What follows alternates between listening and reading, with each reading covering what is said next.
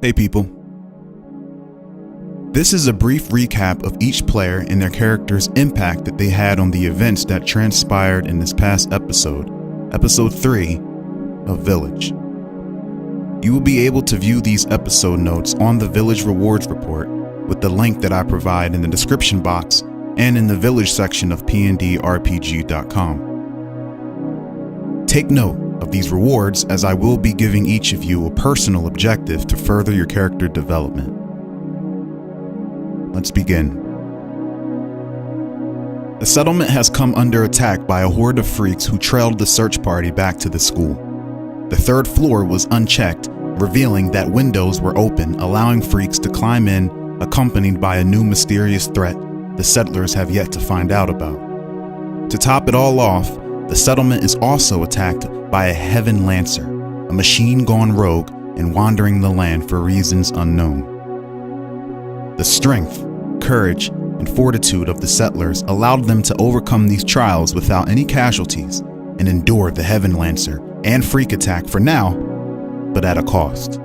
Two of the settlement's most prominent members, Connor and Tal Yang, have sacrificed their well-being for the sake of the settlement and end up displaced and held captive in a newfound settlement to the north, where they meet David Murphy, an astronaut who recently returned home. David Murphy! As characters, you all chose settlement life or from an assortment of tasks that needed to be handled. Safekeepers, in order to keep the survivors safe. The visitor, in order to defeat the threat at the front door of the school. And the third floor task, in order to handle the threat stirring up above. Through amazing teamwork and utilization of your character's strengths, you were all successful in your actions. None of you failed your role, but did receive injuries as a result of your decisions and circumstances, as not everything could be avoided.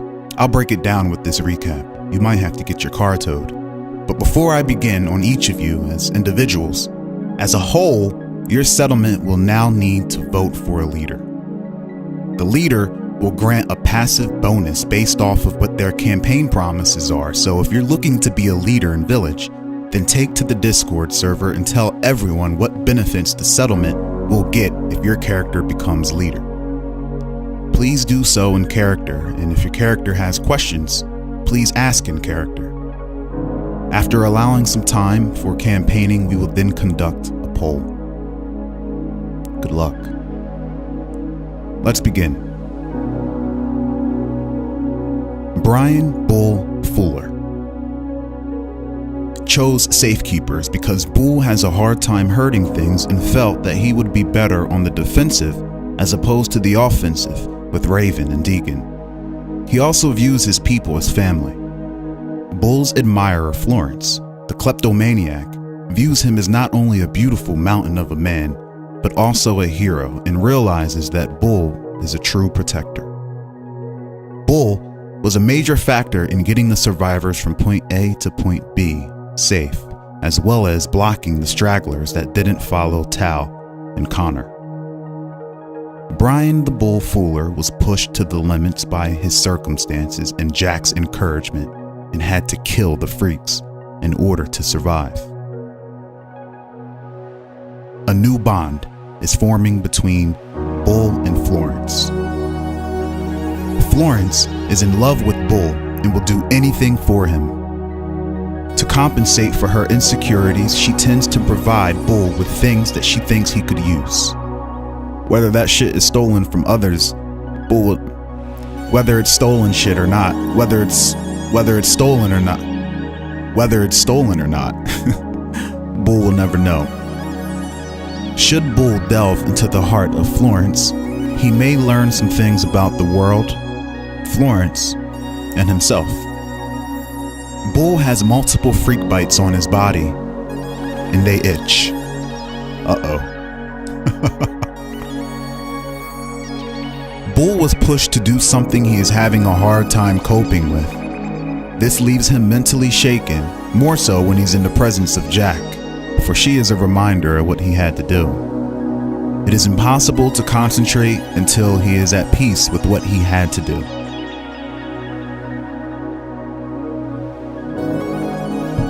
Let's move on to Kaylin. Kaylin chose safekeepers with the goal of transporting survivors through his secret passageways without alerting anyone. This resulted in a good portion of would-be victims to be brought to safety. Kaylin's cautious nature deterred him from becoming a victim and being killed.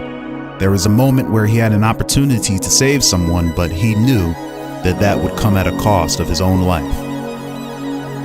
Everyone survived in the end. I just wanted to point that out to say that when the player put that in there, I really appreciated that, because it doesn't get any more roleplay than that. That's really playing your character. No, literally, like the player literally said, if there's a moment where someone has to be saved and it's going to put me in danger, I'm not going to do it.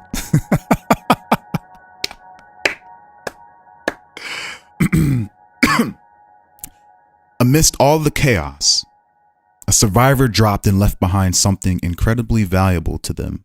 What this is up to you, Kaylin, but when you return this to the person during settlement life, you will gain a great friendship with an NPC. Kaylin is known as a sneaky little fellow, but has never given anyone a reason to distrust him. However, Florence is a kleptomaniac and her deeds are being blamed on Kaylin, causing some tension in the settlement. It might be time to clear your name, Kaylin. Let's move on to Earl Birmingham, shall we? Earl Birmingham chose safekeepers with the intention of being a prominent leading force, getting the settlers safe, and bringing out the best in everyone through prayer and leadership. Earl motherfucking Birmingham. Ryan Quinn is a very scrappy survivalist, and with Earl's inspirational display of leadership, Ryan was able to overcome these odds. We could even speculate it was the Almighty One tilting the scales.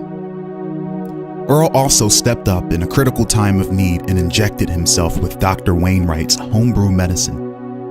The instant effects gave him a boost of adrenaline to perform a very physical yet heroic act. He sacrificed himself, and it came with a cost. In his success, the settlement's success, 1/4 of the entire settlement, NPCs, are now devout Almighty One believers. Hey, Jeremiah, or I'm sorry, Earl Birmingham, what's the name for someone who believes in the Almighty One? Can you send that to me? Matter of fact, can you post that in Discord? A few could even be considered mystified.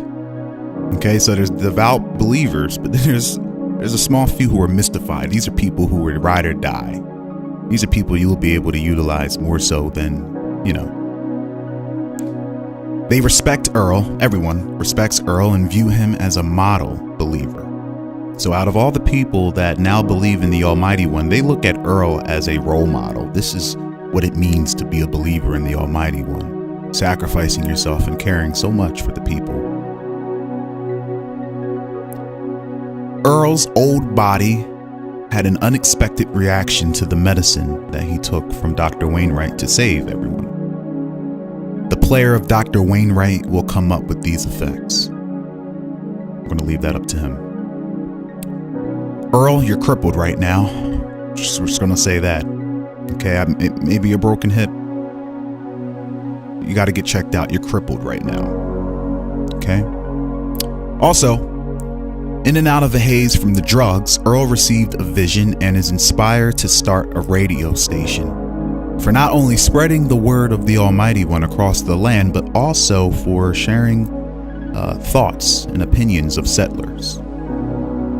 Okay, so that is an idea that Earl has. It's also an idea that the player of Earl had, and this is an opportunity for him to bring that into fruition. I think everybody will like it. It was a really great idea. Let's move on to Jacqueline, aka Jack, aka get some balls, man, get some balls. Jack chose to assist on the 3rd floor. She ended up being a support beam for Tal Yang and Connor. I have written here Cooner, a support beam for Taoyang and Connor, and was able to execute Connor's plan by gathering help to defend the second floor stairwell from stragglers who didn't follow Connor and Tao. Jack landed killing blows on floored freaks, say that 3 times, and pushed Bull into doing the unimaginable. Without Jack's support, Bull would not have lasted, and many, including her, could have been killed. Jack is small and weak. She's 12 years old, damn it. Being tackled by a freak hurt, and that freak managed to pull off her helmet. It reminded Jack that things can get crazy if the first line of defense fails. Okay? Jack identified leftover metal from the creature, the Heaven Lancer, as potential salvage material. Okay, Jack? That shit's laying around. Have at it.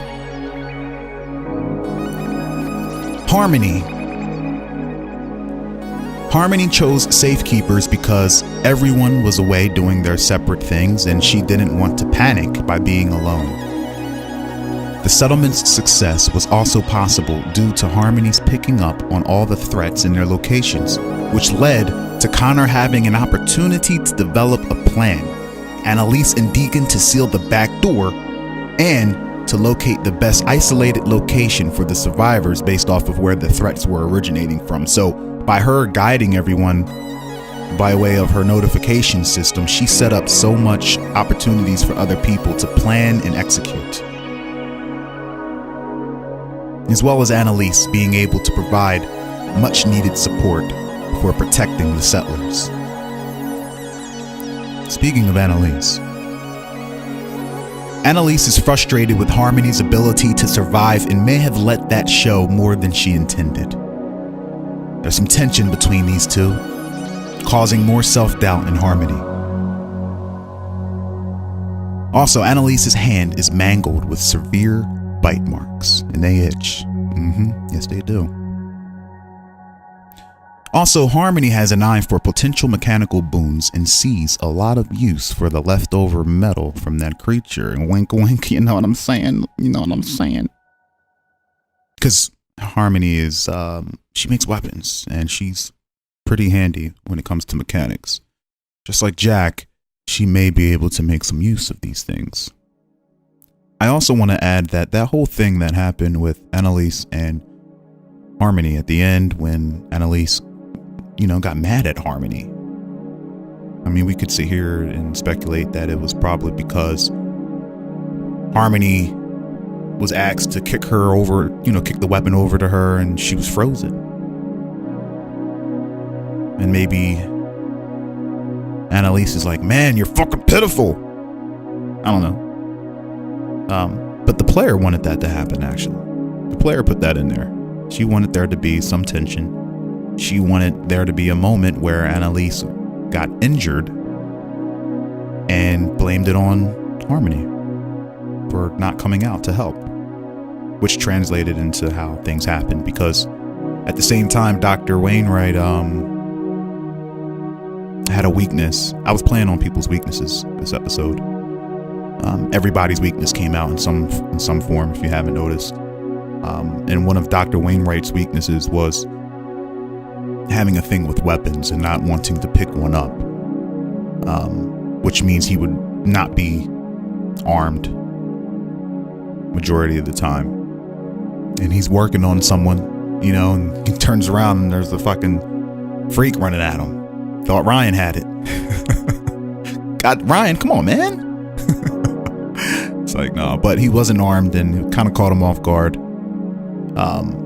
And Earl stepped in. But anyway, I'm rambling. My point is the fact that Harmony wanted that to happen. That is a testament to character development, and wanting to develop your character. So I encourage anyone, and people are, they'll throw in their little side things, and I'm like, man, I really love to see that.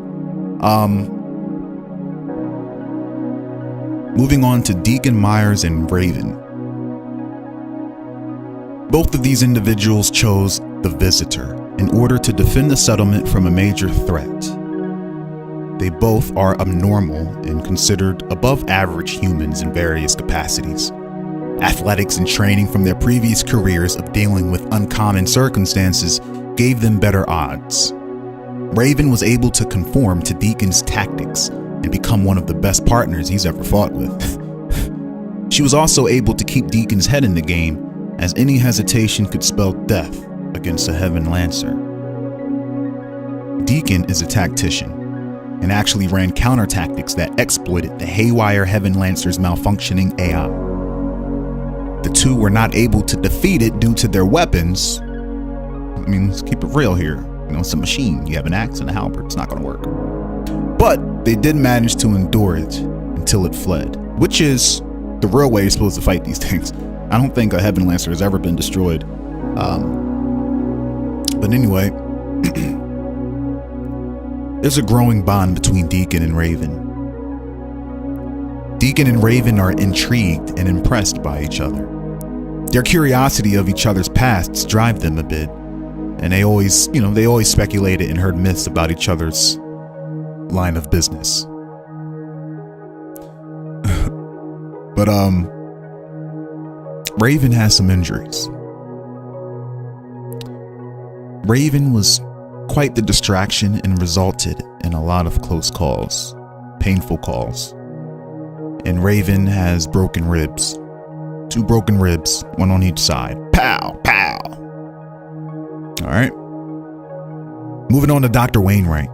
Dr. Wainwright chose safekeepers with the intentions of securing the medical equipment and keeping the settlement educated about the freaks. Everything was happening at once, and even under the pressure of an invasion, the doctor was able to perform his duties. Dr. Wainwright tries to avoid using weapons unless under dire circumstances. The doctor was weaponless and unequipped to face a charging freak, but thanks to the experimental medicines lying around created by him, Earl was able to step in, juiced up on him, and defend everyone for a moment. The doctor, being the only medical expert, was able to begin patching up the survivors. You know, with Dr. Wainwright as the only real medical expert, to my knowledge, or one that's actually active, he's going to be a big factor because, like I said, some people are injured. And all that, it's going to be good that he's a very athletic doctor because, there's a lot going on, and he looks like he can, or he seems like he can operate well while on the move. But anyway, Dr. Wainwright is needed now more than ever. I'm planning some big problems for the players and characters unless these wounds can be treated. The success of treatment will lead to a big medical discovery for the doctor. Even better, if you manage to pair up with Tao Yang in treating these wounds, you both will receive an even bigger reward. The wounds that I'm talking about are Annalise's mangled hand, Raven's broken ribs, Bull's freak bites, and Earl's hip. The use of your medicine on Earl has given you the final puzzle piece, to his detriment. Maybe he took too much. If you spend time putting it together during settlement life, it will lead to a complete and limited concoction. One that you'd be able to replicate if you had, the necessary ingredients, but it won't be an experiment. You'll have something complete, something full that you'd be able to rely on its effects. And of course, if you wanted to build on it more, that's always an option, but you get what I'm saying here. Also, Dr. Wainwright has some knowledge of the Heaven Lancer because he witnessed it in all its glory. The doctor may have something more to contribute to the plans of dealing with its return. Your plans will provide an advantage if implemented. Moving on to Danny Berland. Danny Berland chose settlement life, which was interesting because despite all that was going on, we have to remember that there are settlers still trying to live life in all the chaos. And Danny had to take time to spend it with his little sister and to watch over her during all this. He also supported whenever, he could. But he took it slow because he needed to heal. Danny, if you utilize another settlement life to spend time trying to connect and learn from Ariana what happened that day, and you know what I mean, that day, when you found her in a pool of your parents' blood, traumatized, shocked, frozen. If you can find some more time to spend with her when, little less things are happening, this will be therapeutic. And getting to the bottom of that will do good for her and you as well. It may require some relevant skills to learn her truths, so keep that in mind as well. Players who assist will be able to share a great reward with Danny Berlin from this experience. Ryan Quinn chose Safekeepers with full intention of pushing himself to his limits and protect everyone with no concern for his own safety. This was displayed in a courageous endeavor, taking on 3 freaks at once in a cafeteria with brutal wild man tactics. And he was incredibly successful. Ryan gains a new perk. Family. Family.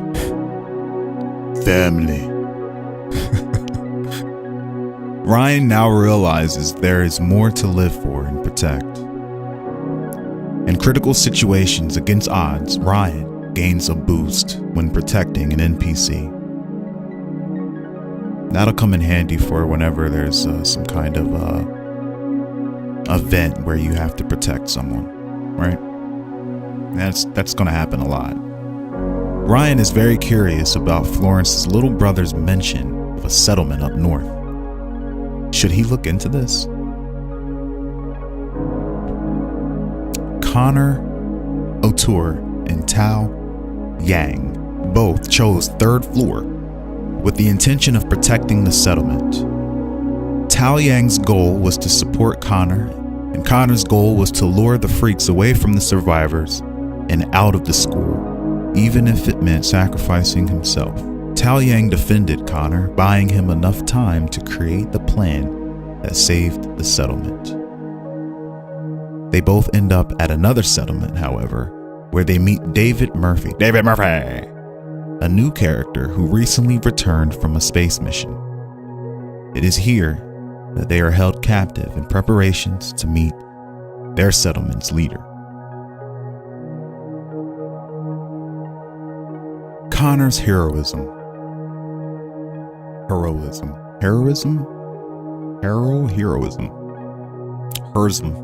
Connor's heroism. The settlement learned of your heroic plan to sacrifice your life, and a lot of settlers would actually like to vote for Connor if they knew he was alive. Tao Yang's intuition and wisdom came into play. Tao sensed something strange about the new settlement that he's captive in. This is a key plot hook. A lot is in your hands, Tao. Also, the strange creature left behind. Also, the Heaven Lancer back at the school left behind parts of itself. If someone saved some for you, you could utilize it as well, in ways that no one else could. Last but not least, I want to introduce again the Heaven Lancer, a death force. Last but not least, I want to introduce again the Heaven Lancer, a death force created by Squid Baron, and is classified as a demonic death force. Heaven Lancers resemble massive jellyfish, save that their body seems to be made of a liquid metal, T-1000 style, and it is covered in massive blades. It floats, often hundreds of feet off of the ground. They vary in size, from the size of party balloons to the size of hot air balloons. Heaven Lancers may once have been drones or chem weapons, flying weaponry, which was used by modern militaries to strike at foes from afar. Either demonic forces corrupted and took control of these entities, or the engineers of the netherworld realized the potential for such war machines and employed their magic to create their own variants. Heaven Lancers have incredibly refined senses, able to pick out even the slightest movements and sounds from up to 10 miles away. They are also capable of firing massive metal spikes from their body, transforming their liquid metallic forms into weapons which can be fired at incredible speeds with obscene accuracy. Given that they cannibalize their own bodies to attack, the best way to defeat a Heaven Lancer is to simply wait it out, hoping that you aren't an important enough target for it to kill itself shooting at you. If one can stay out of its range or take cover underground, one can generally avoid the attacks and senses of this being. Refusing to look up, which these creatures see as an insult, has also increased the odds of survival against these abominations. It really does take soldier type characters like Raven and Deacon to fight something like this. This is the type of creature that was designed to just wipe you out, or something that you should avoid and or hide from.